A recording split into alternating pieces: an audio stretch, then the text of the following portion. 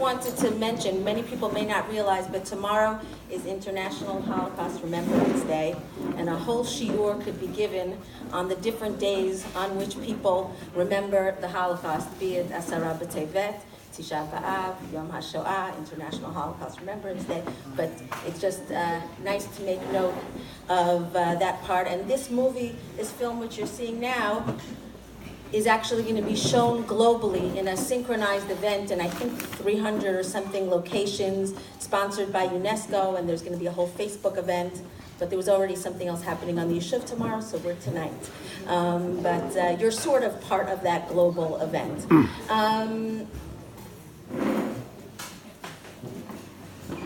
I wanted to say that I'm super happy that so many people came to see this really amazing film. And I'm happiest that my dad and my aunt are here with me for this event. It's a really important film, and it's an important tribute to my mom. I prepared just 2 seconds of words.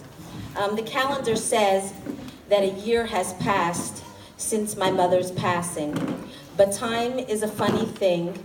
Oh, לא התנצלתי שאני מדברת באנגלית, סליחה. ואני מודה שכולכם באתם, ואני אשמח לתרגם אחר כך, אבל שפת אם זה שפת אם, מה להגיד? Time is a funny thing, and while it's a cliche, it also feels so true that in the same moment, it feels like my mom left us both yesterday and a million years ago. I struggled quite a bit in trying to think of how to commemorate this date. And I'm hoping that with the showing of this film, I've come close to getting it right. In her life, my mother was passionately invested in all things Jewish. I remember her joking that when she read the newspaper, she would sometimes find herself reading articles on jewelry because her eye was drawn to the Jew by force of habit. Jewish history, particularly Holocaust history, riveted her. She was often reading some book related to these topics, and if someone would ask if she had a personal connection to the Shoah, she would seem somewhat puzzled. Don't we all?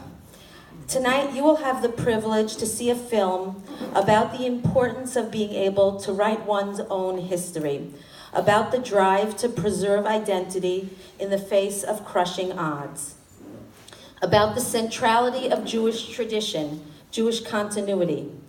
The Ringelblum archives, which are the foundation of this film, speak to the power of Jewish memory. It is a painful irony that my mother, who so valued Jewish memory, was robbed of her memory in the last decade or more of her life. This is an injustice that wound its way through my thoughts so often and led me to contemplate and recontemplate time and again the purpose of memory. At first blush, we remember the victims of the Shoah, the writers of the Ringelblum diaries, because they beseeched us with their last remaining strength that we remember them. We are fulfilling their last will and testament, remember me, for their sake, to give them an appropriate final kavod. But if we consider Jewish memory a second time, we can think of memory as being primarily for us. We are remembering them because it is important for us to do so for ourselves, regardless of the victim's own desires. Memory serves our ability to be part of a greater picture, to learn about ourselves by hearing about others, and to help guide us to truths today.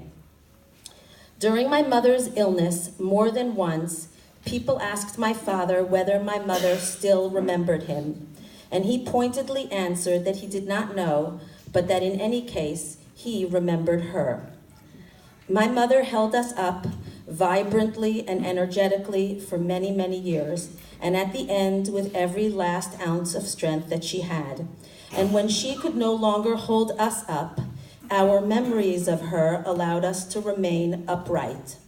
We continued and continue to remember her because we need to. May her memory be a blessing, and may you find this film to be most meaningful.